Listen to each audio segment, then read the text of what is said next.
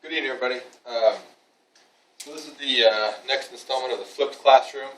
I'm going to kind of do a little bit different thing that I mentioned today. I am going to do an example of number 75 from last night's homework. But I'm going to take it one step further. And the real point of today's lesson was not what we did in 75, but what we did in 82, and that is to find the equation of a line given 2 points, or given the point and a slope. So this is the problem we're going to work on today. So what I have here is find the rule given the point 7, 3 and the point 5, 4. So over here I'm going to write my 2 points, 7, 3 and 5, 4. And what I'd like you guys to begin doing, that as soon as you see find the equation of a line or you see find the rule, to begin writing down the most important thing about finding the equation of a line. That, of course, is y equals mx plus b.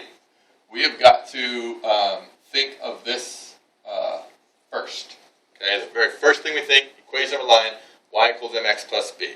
So in this, we need to find the slope and the y-intercept, of course. But all they gave me was 2 points. So what I'm going to start with is the find the slope of the line. So to find the slope of the line, remember that slope, m, that's the symbol for slope, or the representation of slope. That's the slope, and it equals rise over run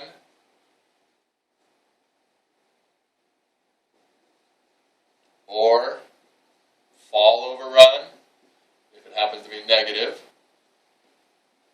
And it also equals delta y over delta x, or the change in y over the change in x. And so the easiest way to do this, to make sure we do it right, is to use this last one here. And what that means is, so if I'm going to do delta y over delta x, that means I need to set it up so that I have this written in the corresponding positions. So another formula that we use for slope sometimes is y2 minus y1 over x2 minus x1.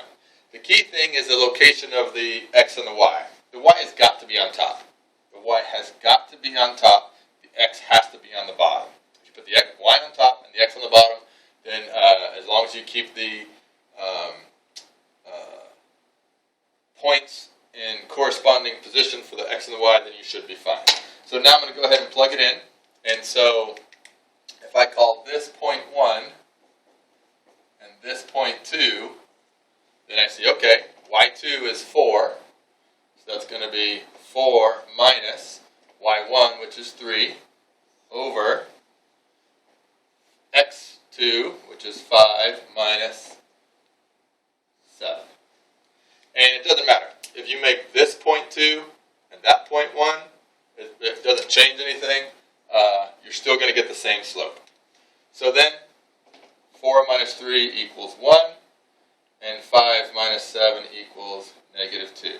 So I get a slope of negative 1/2. Okay, so now I can take that and plug it into my equation up there. So I have y equals, and I now know that my slope is negative 1/2 x plus b.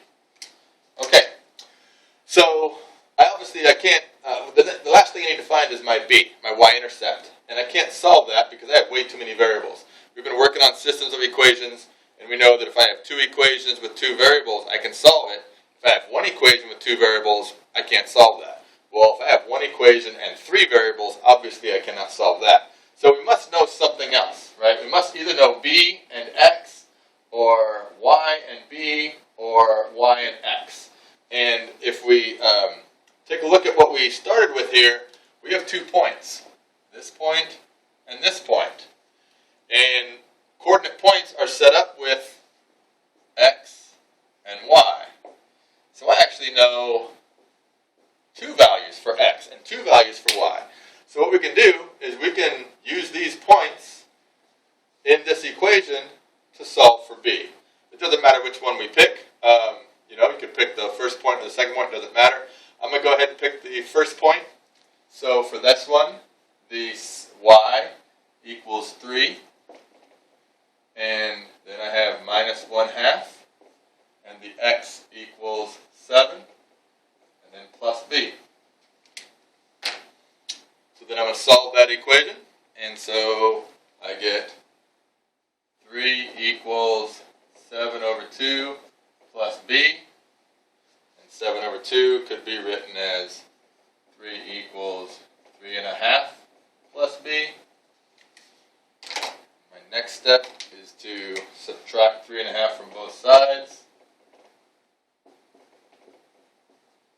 I'm left with 3 minus 3.5 leaves me negative 1/2 equals b. So now I know what b equals. So now I can take this number and plug it back into my original equation, and I get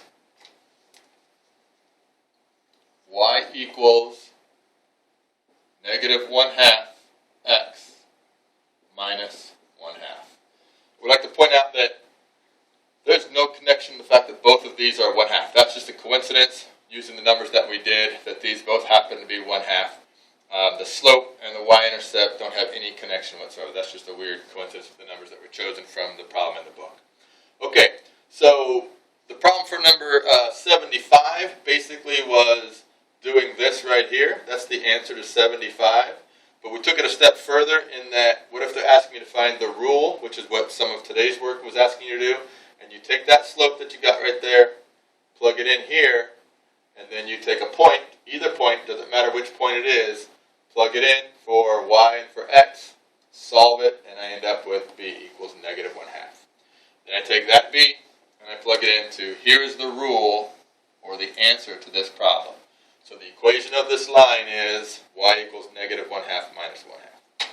Okay, hopefully that makes a little bit better sense. You can ask me questions tomorrow if you're still not clear. See you tomorrow.